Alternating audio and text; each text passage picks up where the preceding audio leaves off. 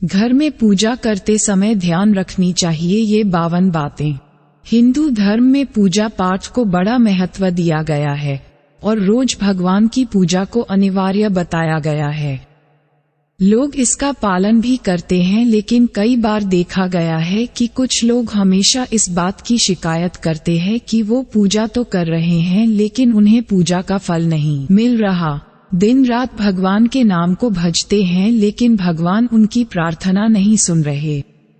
इसके कई कारण हो सकते हैं, लेकिन एक बड़ा कारण पूजा के नियमों में गड़बड़ी होना भी है।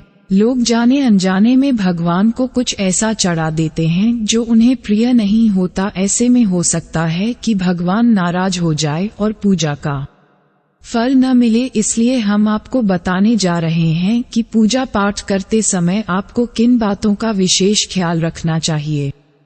जरा ध्यान से सुनिएगा।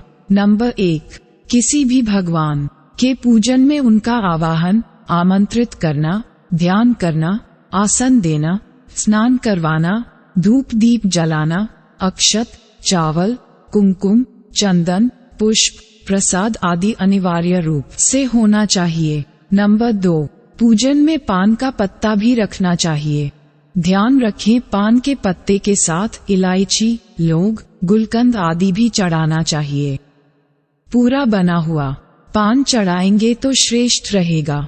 नंबर 3, देवी देवताओं को हार, फूल, पत्तियां आदि अर्पित करने से पहले एक बार साफ पानी से अवश्य धो लेना चाहिए। नंबर 4, सभी प्रकार की पूजा में चावल विशेष रूप से चढ़ाई जाती है। पूजन के लिए ऐसे चावल का उपयोग करना चाहिए जो अखंडित हो, यानी टूटे हुए न हो। चावल चढ़ाने से पहले इन्हें हल्दी से पीला करना बहुत शुभ माना गया है। इसके लिए थोड़े से पानी में हल्दी घोल लें और उस घोल में चावल को डुबोकर पीला किया जा सकता है। नंबर 5, पूजन कर्म में इस बात का विशेष ध्यान रखें कि पूजा के बीच में दीपक बुझना नहीं चाहिए। ऐसा होने पर पूजा का पूर्ण फल प्राप्त नहीं हो पाता है। नंबर 6, भगवान विष्णु को प्रसन्न करने के लिए पीले रंग का रेशमी कपड़ा चढ़ाना चाहिए।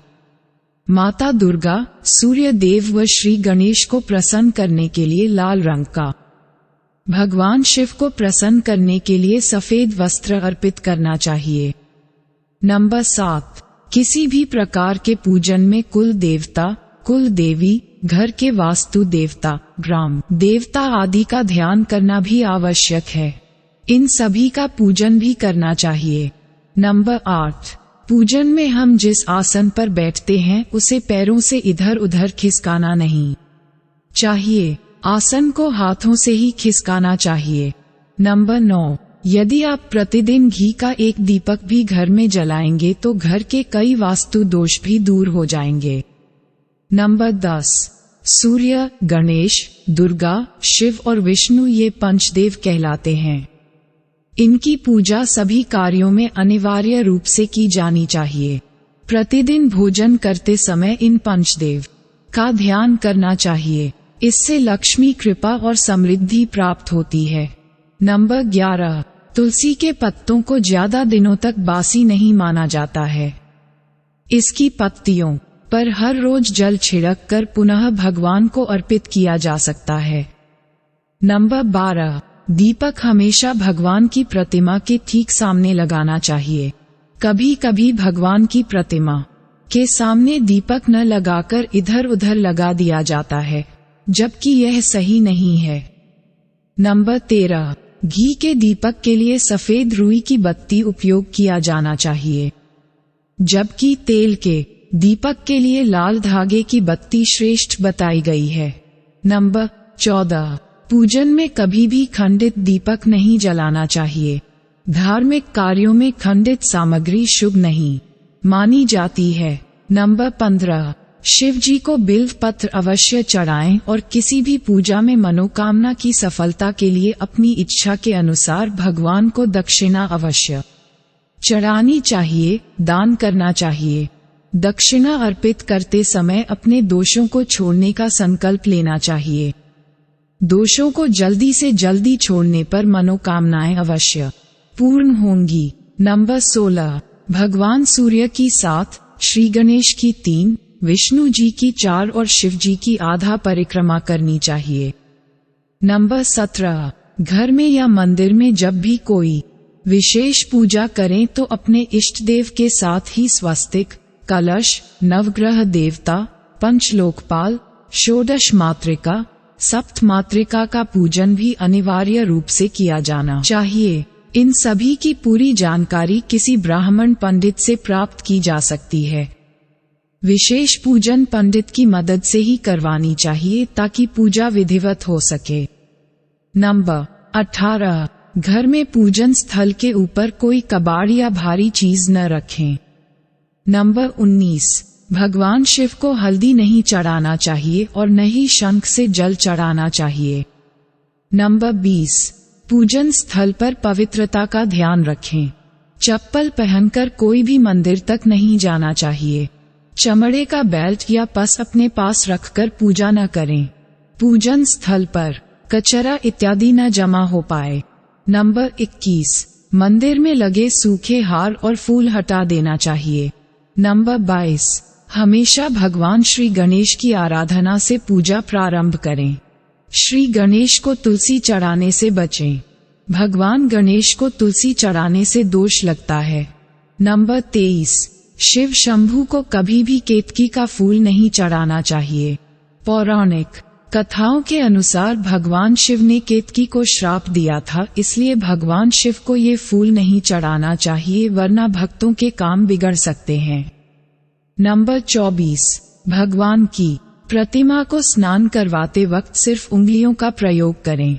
भगवान को स्नान करवाते समय कभी भी अंगूठे का इस्तेमाल नहीं करना चाहिए। ऐसा करने से भगवान अप्रसन्न होते हैं और घर में विपत्ति आती है।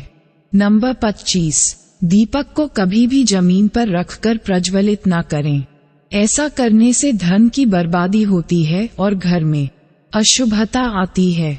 नंबर 26, पूजा के वक्त अगरबत्ती का प्रयोग न करें। ऐसा इसलिए क्योंकि इसे बांस की लकड़ियों के साथ बनाया जाता है और बांस की लकड़ियों का प्रयोग अंतिम संस्कार में किया जाता है, इसलिए इसे अशुभ माना गया है। नंबर 27, रविवार के दिन तुलसी के पत्ते तोड़ने से बचें। मान्यताओं के अनुसार रविवार के दिन तुलसी के पत्ते तोड़ने से भगवान विष्णु अप्रसन्न होते हैं। नंबर 28, भगवान शालिग्राम को कभी चावल अर्पित नहीं करना चाहिए। वास्तु शास्त्र के अनुसार ऐसा करने से दोष लगता है। नंबर 29, पूजा में गंदे कपड़े पहनकर न बैठें। कभी भी गंदे कपड़े पहनकर पूजा नहीं करना चाहिए। मान्यताओं के अनुसार ऐसा करने से घर में दरिद्रता आती है। नंबर 30, पूजा के दौरान मन को पवित्र रखें। कभी भी पूजा करते समय मन को दूषित नहीं रखना चाहिए।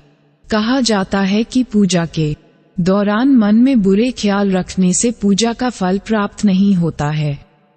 नंबर 31, पूजा में इस्तेमाल किए गए फूल अगर सूख जाए तो उन्हें कभी भी फेंके नहीं।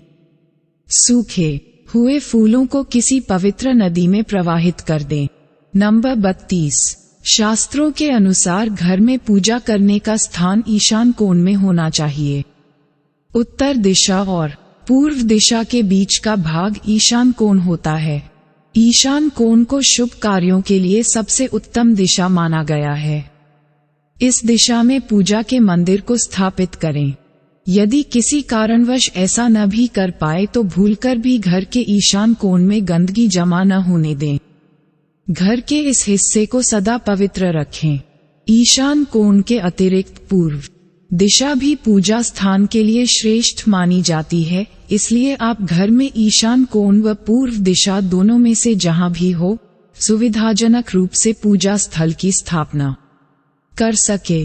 नंबर 33, पूजा स्थल में गणेश जी की स्थापना अवश्य करें।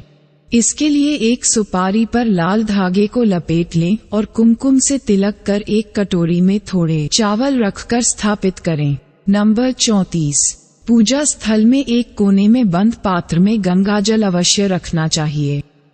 नंबर 35, एक तांबे के छोटे से लोटे में जल को पूजा स्थल में अवश्य रखना चाहिए। प्रतिदिन इस पात्र का जल बदलना चाहिए। वह पुराने जल को पीपल के पेड़ या तुलसी के पौधे में डाल सकते हैं। नंबर 36, पूजा के स्थान में एक देव की सिर्फ एक ही प्रतिमा रखें।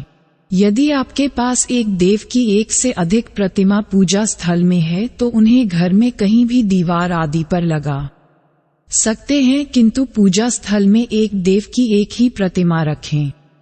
नंबर 37, घर में पूजा के स्थान पर कभी भी बड़ी मूर्तियां नहीं रखनी चाहिए। बड़ी मूर्तियों में प्राण प्रतिष्ठा होना अनिवार्य हो जाता है, इसलिए बड़ी मूर्तियां मंदिर के लिए ही उचित है। पूजा स्थल में छोटी मूर्ति रख सकते हैं। नंबर 38, पूजा करने के स्थान पर भूलकर भी अपने पितृदेव, स्वर्गीय माता पिता या गुरु की फोटो न लगाएं। उनका स्थान अलग रखें। नंबर 39, पूजा स्थल में कूड़ा कचरा एकत्रित न होने दें। प्रतिदिन पूजा घर की सफाई करें। नंबर 40, अगर आपने पूजा घर में कोई मूर्ति की स्थापना की हुई है तो ध्यान दें मूर्ति का कोई भी हिस्सा खंडित नहीं होना चाहिए। मूर्ति खंडित होने पर तुरंत उसे वहां से हटा दें। खंडित मूर्ति को बहते जल में विसर्जित कर सकते हैं। नंबर 41, पूजा के समय यदि संभव हो तो शुद्ध देसी गाय के घी का प्रयोग करें या भोग लगाने के लिए अग्नि में गाय के गोबर के उपलों का ही प्रयोग करना उत्तम माना गया है। नंबर 42, पूजा पाठ के समय गुग्गल युक्त धूप बत्ती का प्रयोग करें। गुग्गल घर के वातावरण को शुद्ध और घर से नकारात्मक ऊर्जा या बुरे दोष को दूर करती है। नंबर 43, रात्रि को सोते समय पूजा स्थल को लाल कपड़े द्वारा ढक दें व सुबह होने पर पर्दे को हटा दें। श्रीमद्भागवत गीता में बताया गया है कि पूजा करते समय कभी भी एक हाथ से प्रणाम नहीं करना चाहिए। ऐसा करने से व्यक्ति के सभी पुण्य नष्ट हो जाते हैं। प्रणाम हमेशा दोनों हाथ जोड़कर किया जाता है। वहीं अपने पिता और बड़े भाई को लेटकर प्रणाम करना चाहिए और माता के सामने झुककर प्रणाम करना चाहिए। नंबर 44, शास्त्रों के अनुसार जप करते समय हमेशा दाहिने हाथ को कपड़े से या फिर गौमुखी से ढककर रखना चाहिए। जप के बाद आसन के नीचे की भूमि को स्पर्श कर पूजना चाहिए। साथ ही यह भी ध्यान रखें कि कभी भी कोई वस्तु या फिर दान बायां हाथ से न दें। इनके लिए हमेशा दाहिने हाथ का प्रयोग करें। नंबर 46, पुराणों में चरण स्पर्श करने का भी विधान बताया गया है। कभी भी ऐसे व्यक्ति के चरण स्पर्श नहीं करना चाहिए जो सो रहा हो। सनातन धर्म के अनुसार लेते हुए व्यक्ति के चरण स्पर्श तभी किए जाते हैं जब उसकी मृत्यु हो चुकी हो। सोते हुए व्यक्ति के पैर छूना पाप करने जैसा समान माना गया है। नंबर 47, पूजा करते समय भगवान को फूल चढ़ाना शुभ माना जाता है। कुछ फूल देवी देवताओं को विशेष रूप से प्रिय होते हैं और फूल चढ़ाते समय इस बात का ध्यान रखना चाहिए। जैसे दुर्गा माँ को लाल और भगवान विष्णु को पीले रंग के ही फूल चढ़ाने चाहिए। पूजा में कभी भी बासी फूल नहीं चढ़ाने चाहिए, यह अशुभ माना जाता है। नंबर 48, पूजा में इस्तेमाल कलश या जल के लोटे को हमेशा ईशान कोण में रखना चाहिए। दीपक और कलश को एक दूसरे के बिल्कुल पास कभी न रखें, वरना इसके दुष्प्रभाव झेलने पड़ते हैं। नंबर 49, पूजा हमेशा आसन पर बैठकर ही करना चाहिए। आसन पर बैठकर पूजा न करने से इसका फल नहीं मिलता है। आसन के रंग का चुनाव आपको अपनी राशि के हिसाब से ही करना चाहिए। नंबर 50, भगवान के भजन कीर्तन या आरती के दौरान हर तरीके से वहां उपस्थित रहे। इस दौरान किसी से बातचीत करने से पूजा का फल नहीं मिलता है। पूजा की सामग्री को लेकर कभी भी दिखावा न करें। नंबर 51, आप पूजा किनकी करने जा रहे हैं उस हिसाब से आसन का चुनाव करें। पूजा शुरू करने से पहले देखें कि आसन किस चीज का है, किस रंग का है, क्योंकि अलग अलग रंग के आसन का अपना अलग अलग महत्व है। कोशिश करें कि कंबल या ऊन से बने आसन का ही प्रयोग करें। धन की देवी माता लक्ष्मी, मां दुर्गा और हनुमान जी की पूजा करने जा रहे हैं तो लाल रंग के आसन का प्रयोग करें। अगर मंत्र सिद्धि की पूजा करनी है तो कुशा से बने आसन को श्रेष्ठ माना गया है। नंबर 52, भगवान गणेश को तुलसी, भगवान विष्णु को चावल और सूर्य देव को बेलपत्र भूलकर भी न चढ़ाएं। बेलपत्र महादेव को काफी प्रिय है, इसलिए हमेशा भगवान शंकर को बेलपत्र चढ़ाएं। वहीं गणेश जी को हरी दूर्वा, सूर्य भगवान को कनेर का फूल, माता दुर्गा को लाल फूल और विष्णु जी को तुलसी चढ़ाएं। कई लोगों की आदत होती है पूजा के बाद मूर्ति पर चढ़े सिंदूर को अपने माथे पर लगाने का, ऐसा भूलकर भी न करें। कभी भी दीपक से दीपक जलाएं। पूजा करने के बाद भगवान से भूल चूक से हुई गलतियों के लिए क्षमा जरूर मांगे। बोलो माता लक्ष्मी की जय। आशा करता हूँ दोस्तों आपको ये जानकारियाँ पसंद आया। ऐसी ही और बेहतरीन जानकारी को जानने और सुनने के लिए हमारे चैनल आध्यात्मिक इंसान को सब्सक्राइब करें। इस वीडियो से जुड़ी आपकी क्या राय है हमें कमेंट में बताना बिल्कुल ना भूलें। और आगे आपको किस विषय पर वीडियो चाहिए ये भी हमें बताएं ताकि हम आपकी हर इच्छा पूरा कर सकें। राधे राधे। जय श्री कृष्ण।